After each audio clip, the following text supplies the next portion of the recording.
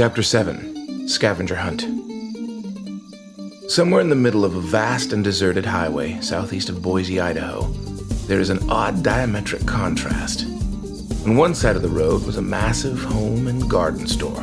Wealthy people, or their contractors or gardeners, drive from all over the state to buy the lumber stacked outside, the swimming pools, garden statues that looked as if they were from an Italian villa, or even the Victorian-styled greenhouse with real leaded glass and wrought iron framework.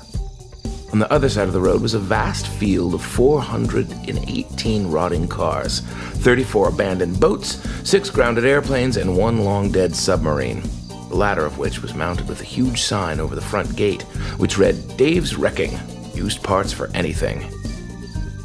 At 1:18 a.m., nobody saw our sails on the horizon. At 1:26 a.m., nobody heard our propellers overhead.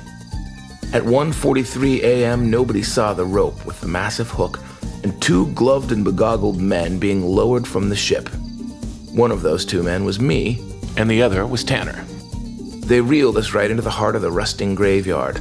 Our boots touched earth, crunching on the mix of gravel and old washers, bolts, bottle caps, spark plugs, and flattened beer cans that made up the path between stacked vehicles.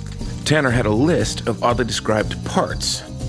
It was my job to help translate the list into modern parts. For example, Item 6, a device to generate electricity from the motion of a turning axis. Item 7, A device that creates varying degrees of forward thrust by converting electricity into the spinning of wheels. From that, I knew we were looking for a car alternator, which creates voltage from the spinning axis attached to your car motor, and a golf cart motor, which converts electricity into forward thrust.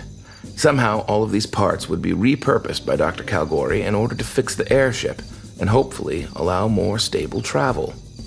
Actually, the first part of the scavenger hunt was going to be tools. You can't pull an alternator out of a pale blue 74 Mustang Ghia with Victorian-era tools, so our first stop was going to be the shop. We headed by a flickering lantern light over to a series of garages.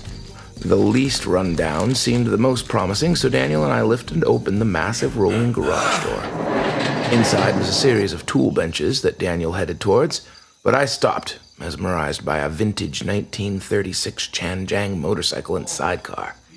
I had dreamed of this bike all my life, and here it stood before me, right in the middle of my big adventure.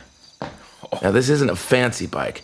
It's not expensive or powerful or luxurious, but it is exactly the kind of thing you'd see a 1940s Tomb Raider speed away from Nazis on. It wasn't on Dr. Calgary's list, but we were here stealing stuff, right? Typically, I wouldn't jump to stealing something so quickly, but this week seemed to be about bending rules a bit. Context seemed to be reshaping my morality. To be completely honest, this did start a problem. Later that night, the crew helped themselves to a lot of devices and trinkets from the 21st century, probably following my lead. This did come in handy later on, but I'm still stunned how fast the rules drop from your mind when your world gets a little off its beaten path. Is this what causes looters to loot? Rules of life change, so you stop following your morality. Anyway, let's hope this isn't habit forming. Oh, Tanner, I think we need this, I said, pointing to the motorcycle. Is that on the list? No, but it wouldn't hurt to have. What is it? Some sort of small-wheeled, motorized bone shaker? Pretty much, yeah. All right, let's push it to the hook. I started to push on the handlebars, and suddenly the bike growled at me. At least, that's what appears to have happened. In truth, the bike wasn't growling. It was a large brown dog in the sidecar. Daniel reached for the dog's collar, but the dog bared long yellow teeth and snapped. So I tried talking lovey-dovey to it. "Oh, there, widow doggy. Want to get out? Out? Get down. Down." The dog laid back down into the sidecar, its head on its paws. Fine, we'll take the dog too.